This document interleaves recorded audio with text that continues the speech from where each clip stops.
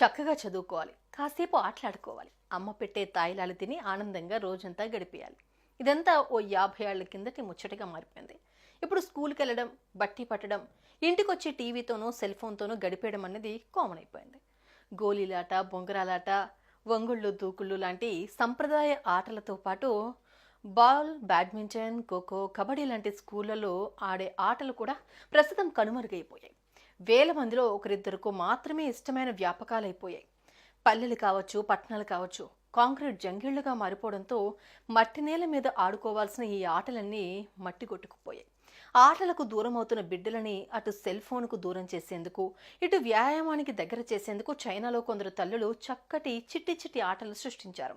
బజార్లో దొరికే చిన్న చిన్న వస్తువులను ఉపయోగించి తమ బిడ్డలకు వ్యాయామంతో పాటు అక్షరాల మీద చక్కటి అవగాహన కల్పిస్తున్నారు. ఇంతకీ ఆ బిడ్డలకి ఆ తల్లులు ఆడిస్తున్న ఆటలేమిటో చూసేద్దాం.